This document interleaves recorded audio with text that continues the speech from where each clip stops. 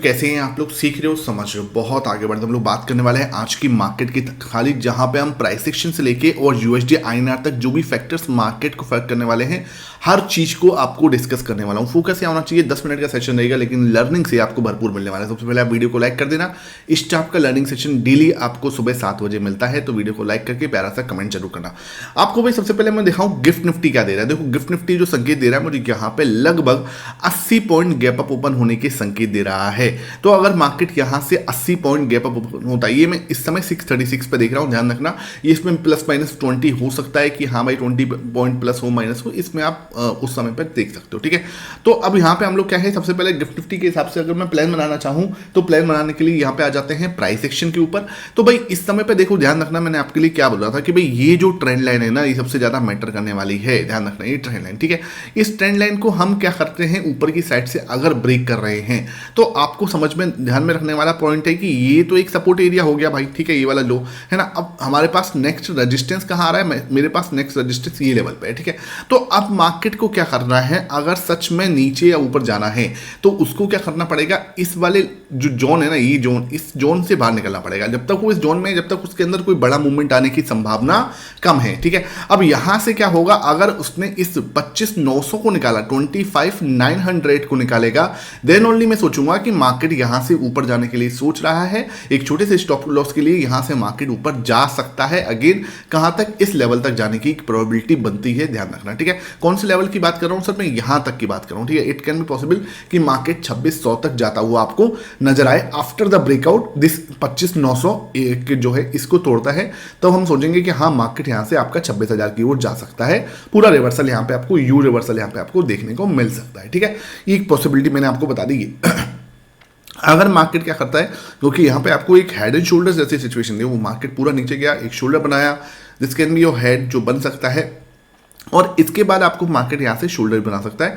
अगर ये ब्रेकआउट करे इस तरीके से, तब हमें एक बड़ा मूव यहां पे ये है कि ये पॉसिबिलिटी हमें यहां मिल सकती है, ठीक है। अगर मार्केट ने क्या किया, यहां से इसने इसको तोड़ा, ये वाला जो लो था आपका फ्राइडे का जो लो था, अगर उसने इसको तोड़ दिया, कौन सा लेवल है सर, 25,720 का, 25,720, ठीक है। अगर 720 को तोड़ता है देन ओनली मैं नीचे की साइड से सोचूंगा और मार्केट मुझे कहां दिख सकता है, फिर मेरे पास जो नेक्स्ट सपोर्ट आएगा वो आएगा 650 पर, ध्यान रखना, this will be your next support, ठीक है।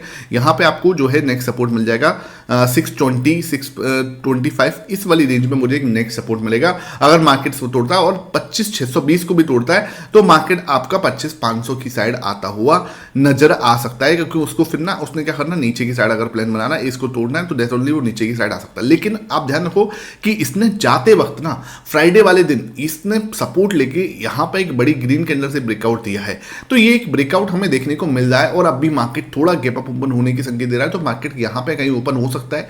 तो मुझे लगता है कि ये हेड एंड शोल्डर जैसी जो संरचना है उसको बनाने की कोशिश कर सकता है। मैं ऐसे नहीं कह रहा ऐसा ही होगा, लेकिन पॉसिबिलिटी है। आपको क्या करना है, मेरा टेलीग्राम जो लिंक आपको डिस्क्रिप्शन बॉक्स में मिलेगा, देखो यहां पे मेरा टेलीग्राम है, इसका लिंक आपको डिस्क्रिप्शन बॉक्स में मिलेगा। यहाँ पे मैं चार्ट वगैरह डालता रहता हूँ, ठीक है, तो ये आप ज्वाइन कर सकते हो, ठीक है। यहाँ पे मैं आपके लिए चार्ट्स वगैरह जो है, ये देखो ये चार्ट्स वगैरह जो है आपको पोस्ट करता रहता हूँ, तो जाके आप इसको ज्वाइन कर लो। सुबह मॉर्निंग में आपको इस तरीके की सपोर्ट, रेजिस्टेंस, कौन सी ट्रेंड लाइन इंपॉर्टेंट है, हर चीज यहाँ मिलती है, तो आपको इसको जाके आप ज्वाइन कर लो। लिंक जो डिस्क्रिप्शन बॉक्स में मिलेगा उसी से ज्वाइन करना, और किसी लिंक से मत करना। आप बात करते हैं सर और अब और मार्केट कैसा है, तो यूएस मार्केट अगर मैं देख रहा हूं यहां से, तो यूएस मार्केट मुझे 1% की तेजी दिखा रहा है, 1% की तेजी, 472 पॉइंट की तेजी दिख रही है।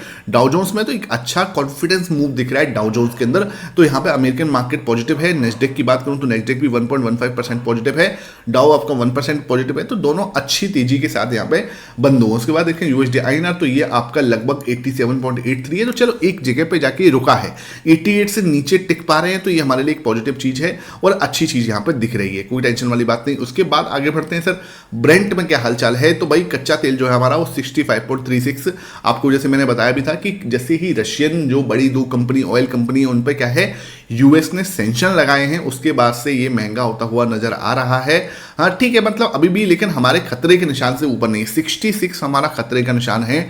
इसके ऊपर जाते से हमारे लिए थोड़ी सी टेंशन बढ़ सकती है, लेकिन अब थोड़ा सा ये 65 पे जाके रुक गया है, ठीक है। वहां से जाके और ऊपर जाने की थोड़ी सी कम पॉसिबिलिटी यहाँ पर दिख रही है, तो ये भी एक अच्छा, मैं इसको पॉजिटिव भी मानूंगा अभी के लिए। तो जैसे ही 66 के ऊपर जाएगा तो ये मेरे लिए नेगेटिव हो जाएगा। गोल्ड एंड सिल्वर की बात करूं तो इनके अंदर भी कोई बहुत बड़ा मोमेंटम नहीं देखने को मिला।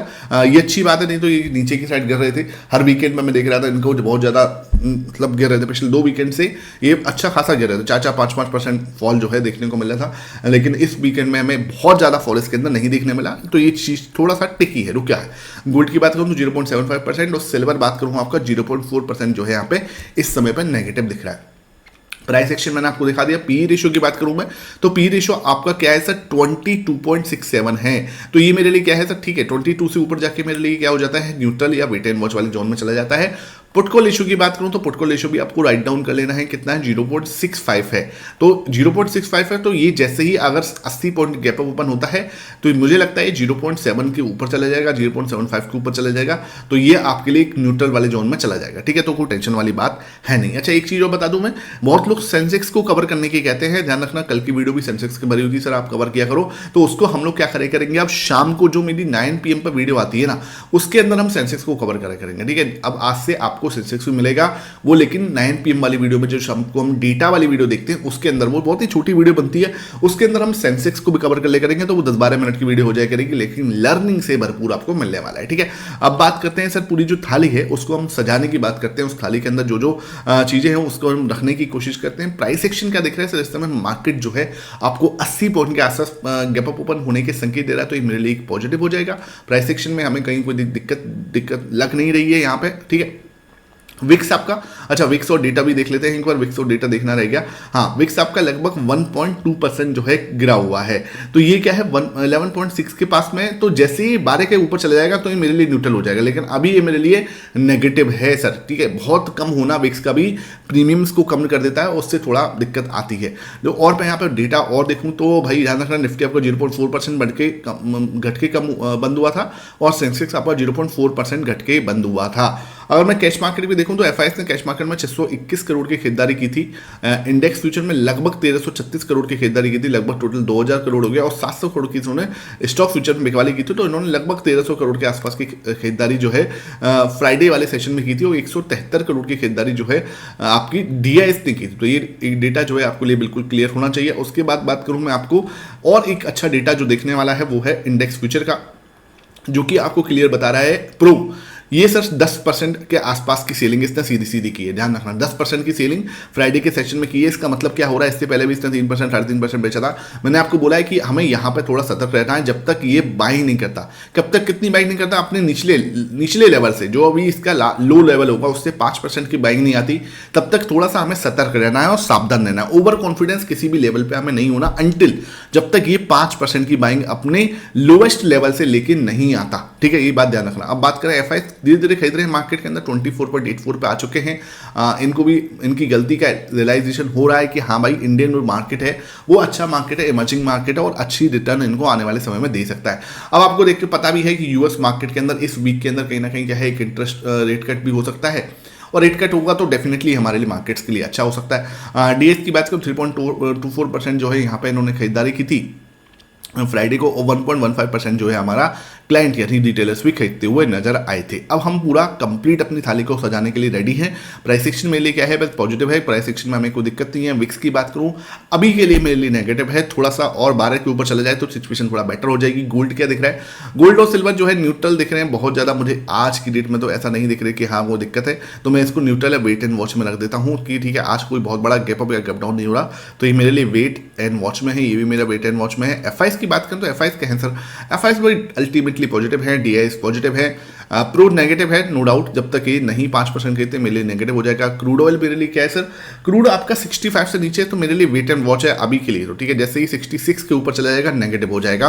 पुटकॉल रेशियो की बात करूं तो पुटकॉल रेशियो आपका निकल के आ रहा है 0.65, जो कि अब न्यूट्रल वाले जोन में ही जाएगा, तो ये मेरा वेट एंड वॉच में रहेगा। पी रेशियो क्या है सर, पी रेशो भी आपका रिटर्न वॉच में 22 से ऊपर है, तो ये भी ठीक है सर, ऐसी कोई दिक्कत नहीं। यूएस मार्केट पॉजिटिव दिख रहा है, एशियन मार्केट पॉजिटिव दिख रहा है और यूएसडी आईएनआर मेरे लिए नेगेटिव दिख रहा है। तो अगर मैं इन सब ट्रिगर्स को जमाने की कोशिश करूं तो 3 मेरे लिए नेगेटिव है, 5 मेरे लिए पॉजिटिव है और 5 मेरे लिए वेट एंड वॉच है। तो मार्केट आज भी क्या रह सकता है, एक रेंज में फंसा हुआ रह सकता है और थोड़ा सा पॉजिटिव साइड जा सकता है।